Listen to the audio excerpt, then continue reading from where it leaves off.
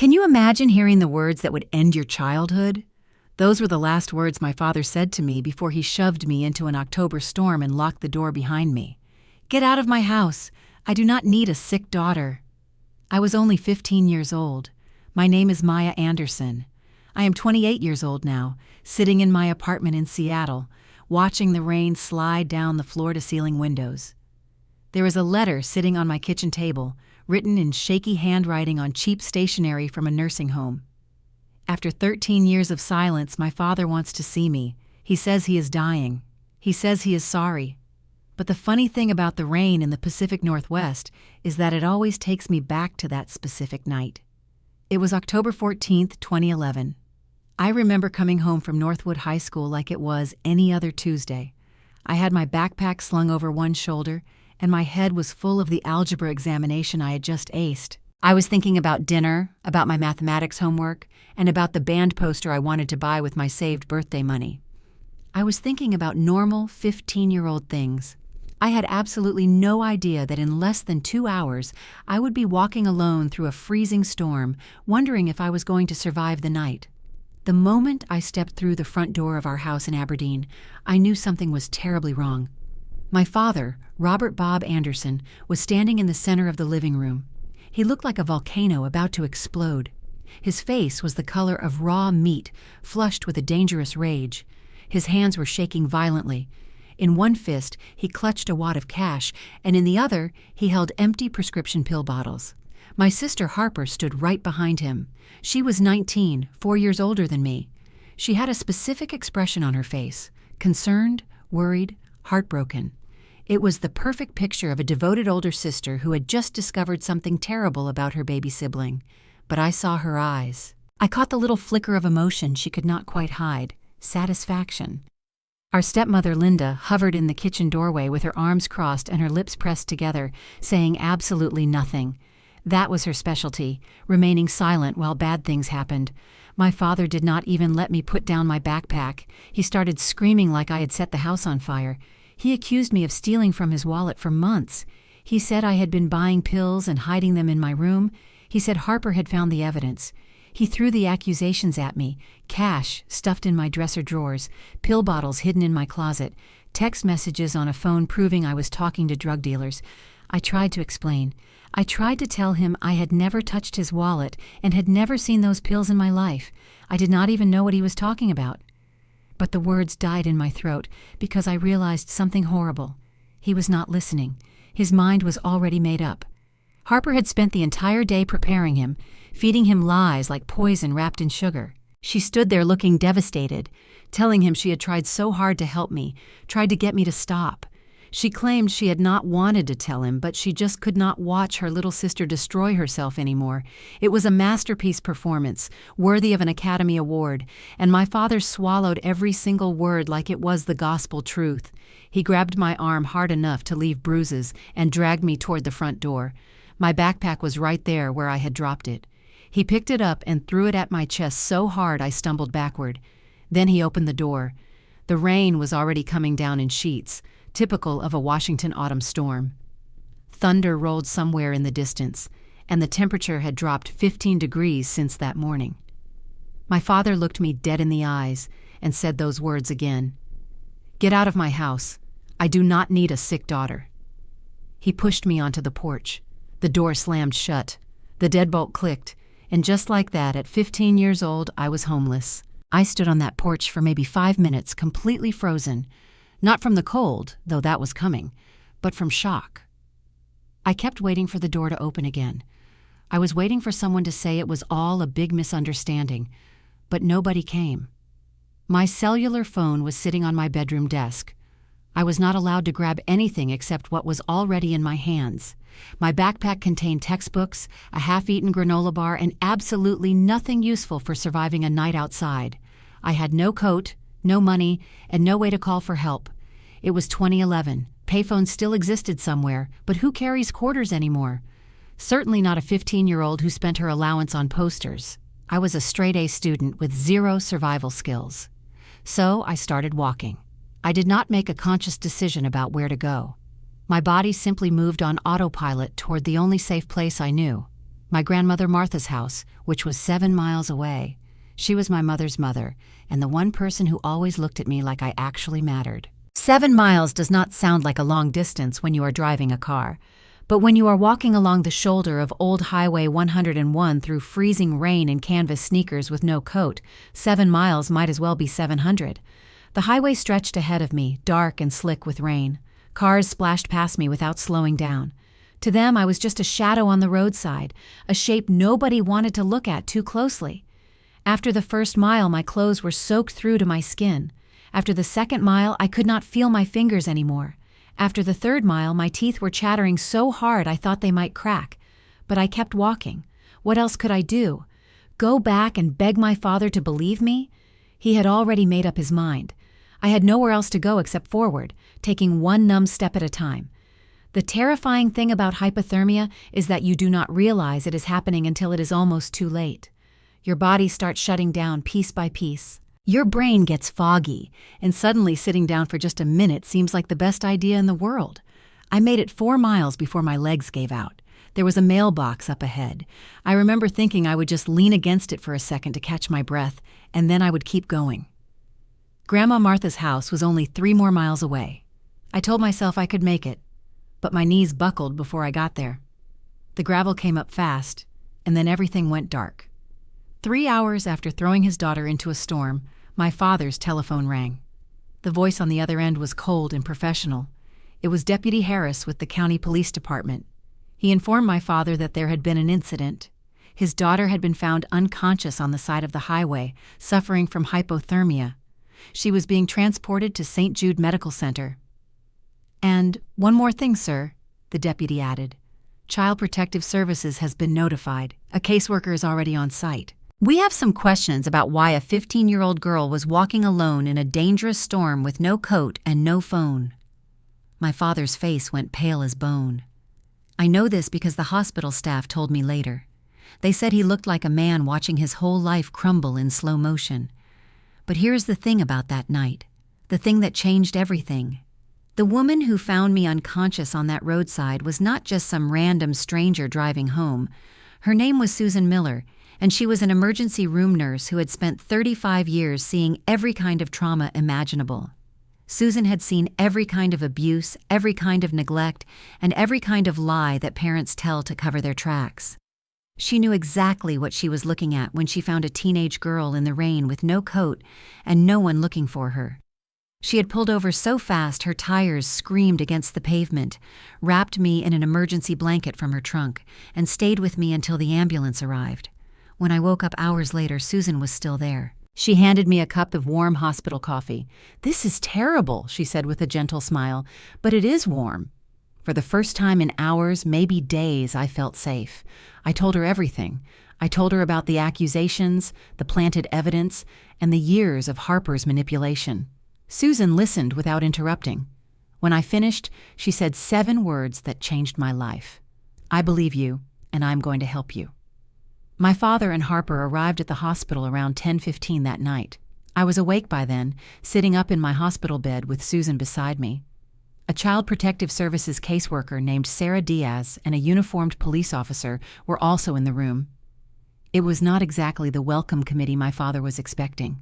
He looked shaken, but not guilty, not yet. He just looked annoyed and confused, as if this was all a big inconvenience. Harper was standing right behind him, and for the first time in my life, I saw her look nervous. The smirk she had been wearing when I left the house was gone. They expected to find a scared, apologetic girl ready to confess her sins and beg to come home. Instead, they found a room full of professionals asking very pointed questions about why a child was wandering alone in dangerous weather. Harper tried to run her usual script. She played the concerned older sister, talking about her troubled younger sibling. "We just want what is best for her," she claimed. But Sarah Diaz was not buying it. Years of social work had given her a radar for deception, and Harper was setting off every alarm. Then my grandmother arrived. Martha Vance was 67 years old, 5 feet 2 inches of pure determination, and she was absolutely not in the mood for nonsense. My mother had been her only daughter, and I was her only grandchild. She had never trusted my father or his new family. She swept into my hospital room like a silver-haired hurricane and immediately positioned herself between me and my father. "That is my granddaughter," she announced to everyone present. "What has this fool done now?" my father tried to explain. He tried to justify his actions, talking about the stealing, the pills, and the evidence. Martha listened for about 30 seconds before holding up one hand to silence him. "Robert," she said, her voice cutting through the room, "I have known you for 15 years, and you have never been the sharpest tool in the shed, but this might be your dumbest moment yet. You threw a child into a storm based on what? Pills that appeared out of nowhere? Cash that magically materialized? Did you even ask for her side of the story?" He opened his mouth, closed it, and opened it again. He had no answer. Martha nodded. "That is what I thought." That night, while I sat exhausted in a hospital bed, Martha Vance went to war for me. She demanded an emergency custody hearing right there. She called a family court judge who owed her a favor from their days on the school board together. By 12:30 in the morning, I had a new home. Emergency temporary guardianship was granted to Martha Vance, effective immediately. My father was ordered to have no contact with me until a full investigation was completed. As we walked out of the hospital, my father tried one more time. He reached toward me and started to say something. Martha stepped between us without breaking her stride. "You do not get to touch her," she said coldly. "You do not get to talk to her. You had your chance to be her father, and you threw it away, literally threw it into a storm. Now we are leaving." She guided me out to her old Buick, helped me into the passenger seat, and tucked another blanket around me. I looked at her with tears streaming down my face. "Grandma, I do not even have clean clothes. I do not have anything," I sobbed. She patted my hand, her eyes fierce and gentle at the same time. "Honey, you have me, and I have a credit card. Tomorrow we shop. Tonight you eat soup and sleep in a bed where nobody is ever going to throw you out." That was the first night of my new life. Living with Grandma Martha was like learning to breathe again after years of holding my breath. Her house was not large or fancy. It had 2 bedrooms, 1 bathroom, and a kitchen that always smelled of cinnamon and strong coffee. But it was warm, it was safe, and nobody there was plotting against me. Grandma Martha had 3 non-negotiable rules: breakfast at 8 o'clock sharp, homework completed before television, and absolutely no nonsense before her second cup of coffee. She enrolled me in a new school, Northwood High, where nobody knew my history. I made real friends for the first time.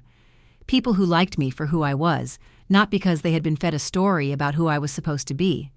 I started seeing a counselor to process the years of manipulation I had absorbed without even realizing it.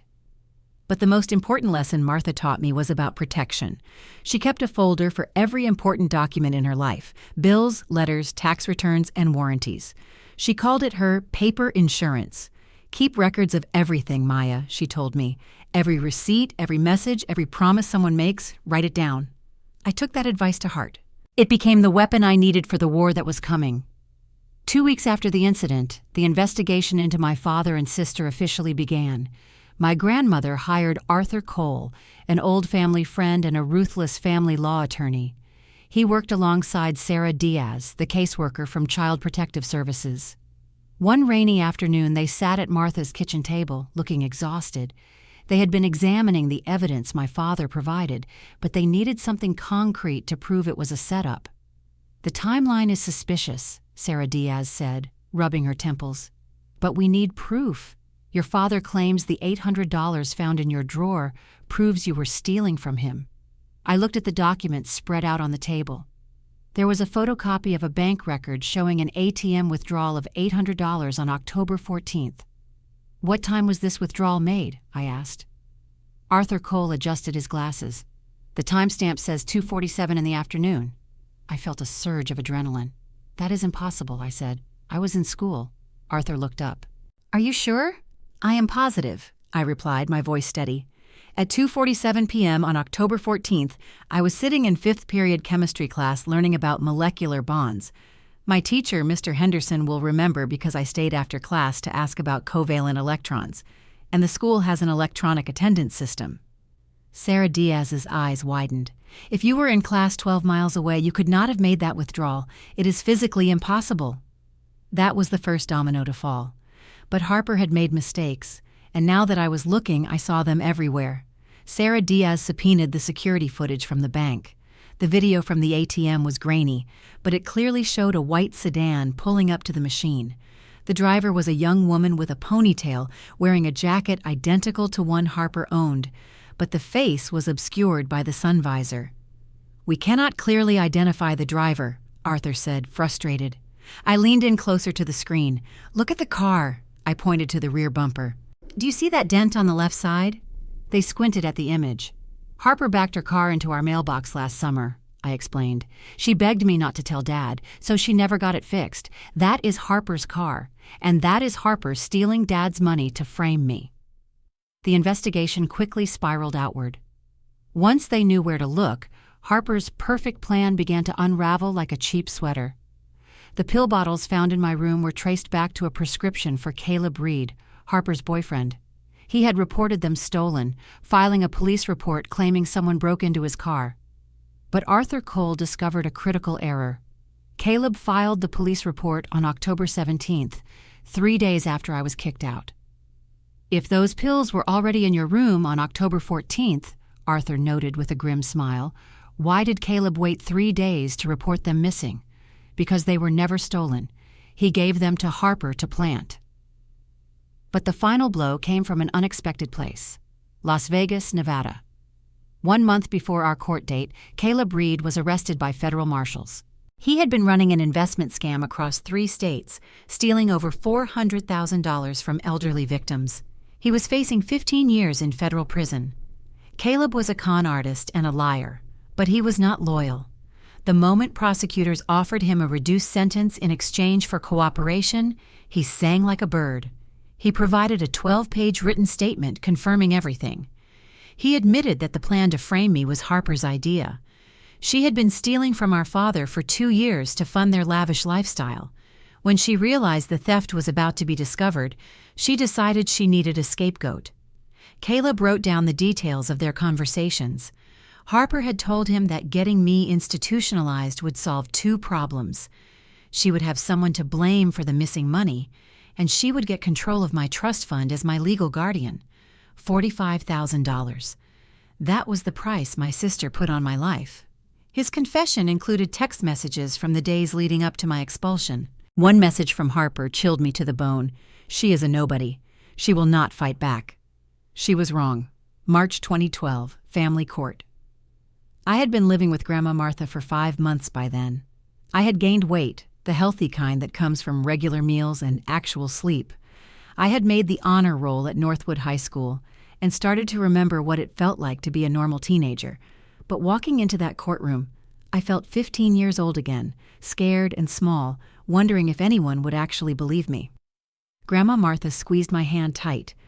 Our lawyer, Arthur Cole, nodded reassuringly, and Susan Miller was there too, sitting in the gallery. She was wearing the same reading glasses and the same fierce expression she had worn the night she found me on the highway. The hearing was originally supposed to be a simple guardianship matter, making Martha's temporary custody permanent, but with Caleb Reed's confession and the mountain of evidence Sarah Diaz had compiled, it had turned into something much bigger. There were criminal charges on the table now.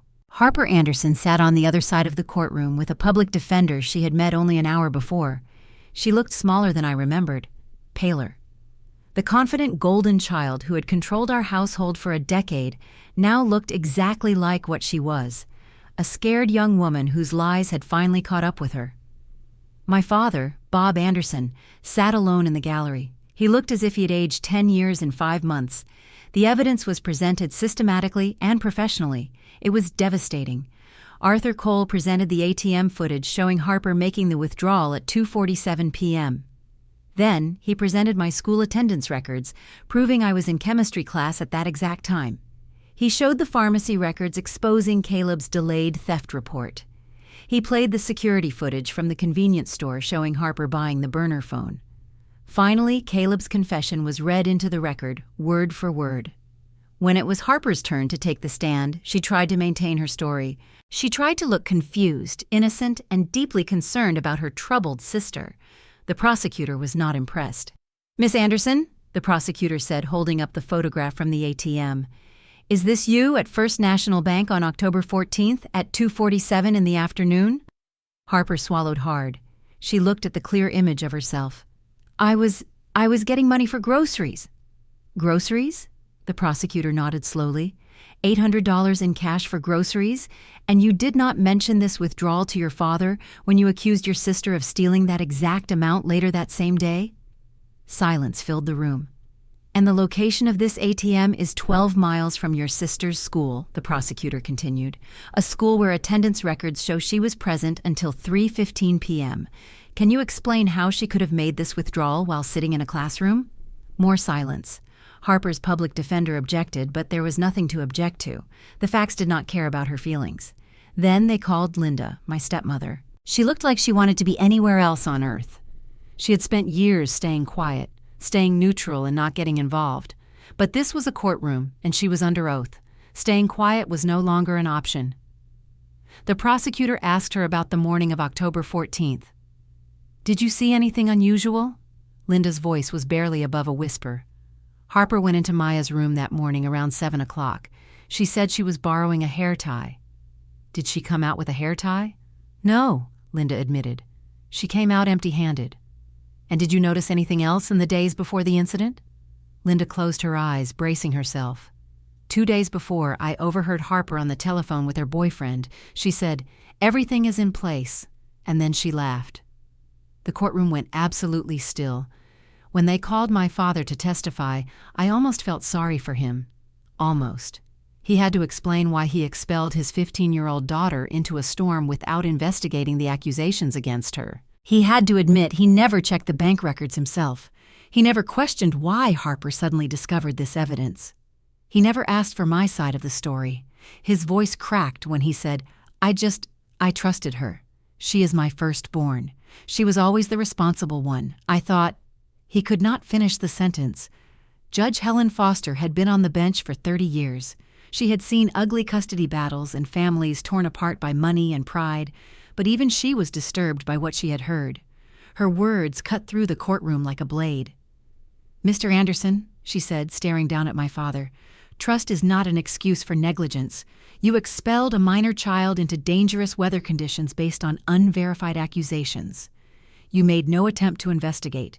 You chose one daughter over another without evidence, without reason, and without basic parental judgment. That is not parenting. That is abandonment. My father sat there, gray-faced, as she continued. Your older daughter engaged in a calculated, premeditated scheme to destroy her sister's life. She stole from you, lied to you, and manipulated you into participating in her cruelty. And you let her, because it was easier to believe the daughter who made you feel good than to actually parent the daughter who needed you. Harper's sentence came down hard. She was convicted of fraud, theft, filing false statements to law enforcement, and child endangerment. Her public defender negotiated a plea deal to avoid a full trial.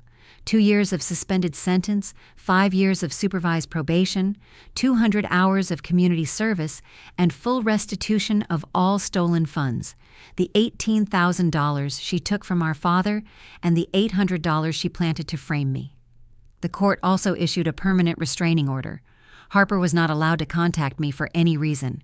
If she came within 500 feet of me, she would go straight to jail. And then there was the scarlet letter that would follow her forever. A felony conviction on her permanent record. No more jobs in finance, no positions involving money or trust. The golden child was tarnished forever. My father lost his guardianship rights permanently. He was ordered to pay for my therapy and educational expenses until I turned 21. Judge Foster turned to me at the very end. Miss Anderson, she said gently, you have shown remarkable resilience in the face of extraordinary cruelty. The court grants full, permanent custody to your grandmother, Martha Vance, and I sincerely hope you have a better future than your past. I just said, thank you. As we walked out of the courthouse, my father tried one last time to approach me. Sweetheart, he started, stepping forward. I am so... Grandma Martha stepped between us without breaking her stride. Her voice was ice. You do not get to call her that anymore. You lost that right when you threw her into a storm. We kept walking. I did not look back. The sun was shining that day. March in the Pacific Northwest can go either way, but that afternoon was warm and bright and full of promise. I had a grandmother who loved me, a lawyer who had fought for me, and a nurse who had believed me when no one else would. I finally had a future. Some stories do not end in a courtroom. Some stories have one final chapter that takes 13 years to write. It is October 2024. I am 28 years old now, and my life looks nothing like I imagined when I was 15, walking through a storm with soaking wet sneakers. I live in Seattle, in a beautiful apartment with a view of the harbor where the morning light streams through the rain-streaked windows. I chose myself. I am a marketing director at a major technology company. I worked my way up from an internship, and every promotion felt like another step away from the frightened girl I used to be. And I am engaged. His name is Liam. He is a pediatric nurse, which tells you pretty much everything you need to know about his heart. We met at a charity event 2 years ago. He spilled red wine on my dress, apologized for 10 minutes straight, and then made me laugh so hard I forgot to be annoyed. We are getting married in the spring. Life is good. Life is genuinely, unbelievably good. Then the letter arrived. It came to my grandmother's address. Grandma Martha still lives in the same house in Aberdeen, still as sharp as ever at 80 years old. She called me and said something had arrived that I needed to see. Her voice was careful and neutral, the way she sounds when she is trying not to influence my decisions. I drove down that weekend. The envelope was plain white, cheap paper with shaky handwriting I barely recognized. The return address was Pine Creek Assisted Living, a nursing home about an hour away. I opened it at Martha's kitchen table with a cup of coffee going cold in my hands. "Dear Maya," it began, "I know I do not deserve to ask anything of you. I know you have every reason to throw this letter away without reading it, but I am asking anyway because I do not have much time left. I am at Pine Creek now. I had a stroke 2 years ago. My left side does not work so well anymore. Linda is long gone. She took half of everything and moved to Arizona with an accountant she met online. The house is sold. There is nothing left of the life I thought I had." I paused, letting the words sink in. "My father was alone." The letter continued. "I was your father, and I failed you in the worst way a parent can fail a child. I believed lies over truth. I chose comfort over justice. I threw you away like you were nothing. If you can find it in your heart to come just once, I would like to tell you I am sorry in person before it is too late." I sat there for a long time. Did I owe him anything? No. But I thought about my mother, Elizabeth. I thought about breaking cycles instead of perpetuating them. I decided to go. Not for him, but for me. The nursing home was exactly what you would expect. Fluorescent lights, industrial floors, and the smell of disinfectant trying to cover up the smell of endings. My father's room was small. He looked 20 years older than his actual age of 73. The stroke had taken something vital out of him, leaving him crumpled, gray, and small. He cried when I walked in. He could not speak for the first few minutes, just sat there with tears running down his face. Eventually, he found his voice. He apologized over and over, stumbling over words because the stroke had taken some of his language too. He said losing me was the worst thing he had ever done. He said he thought about that October night every single time it rained. I let him finish. I did not interrupt, and I did not comfort him either. Then I said what I had come to say. "I forgive you," I told him. His face crumpled with relief. "But I want you to understand what that means," I continued, pulling a chair close to his bed. "Forgiveness does not mean I forget. It means I am choosing not to carry this anger anymore. It is heavy, and I am done letting you take up space in my heart. You threw me into a storm because you believed a lie. You chose the comfortable lie over your own daughter, but I built my entire life without you. I am happy. You need to live with what you did, but that is not my burden to carry anymore. It is yours." He nodded, unable to speak. "I know," he finally managed. "I just needed to see you one last time." When I walked out into the hallway, a nurse stopped me. "You are his daughter, right? The younger one?" I nodded. She glanced back toward his room. "Your sister came by last week," she said quietly. "He refused to see her. He told us to send her away." I stood very still. "He got pretty upset about it," the nurse added. "He said he could not look at her face anymore without seeing what she had done. He said he could only stomach apologizing to the daughter he wronged, not the one who wronged him." I did not know what to say to that. After all these years of being the rejected one, my father had finally rejected Harper, the golden child. It was too late to fix our family, but it was enough to close the book. I walked out of that nursing home into the October sunshine. 13 years ago, October meant rain, betrayal, and hypothermia. Now, October means falling leaves, pumpkin spice, and the anniversary of when my real life began. Some storms do not destroy you, they redirect you. That night I lost a house, but I found my home. I lost a father who did not deserve me, and I found a grandmother who did. Liam was waiting when I got back to Seattle. He had takeout containers on the counter and a bad movie queued up on the television. He looked at me with that patient expression he gets when he knows I need processing time. "How did it go?" he asked. I dropped my keys on the table and leaned into him. "I think I'm finally done," I said. "I think I can let it go now." Next spring, we are having the wedding at Grandma Martha's house. It will be a small ceremony with good food. Martha is already planning the menu, and her famous meatloaf is definitely on the list. And somewhere out there, Harper is working night shifts, wondering where her life went wrong. My father is alone with his regrets. But me? I am in Seattle. I have a career I earned, a partner who loves me, and a grandmother who will probably outlive us all through sheer stubbornness. And yes, I finally got that band poster properly framed. I found the same one online a few years ago and paid way too much for it. It hangs in my office where I can see it every day. Some things are worth waiting for.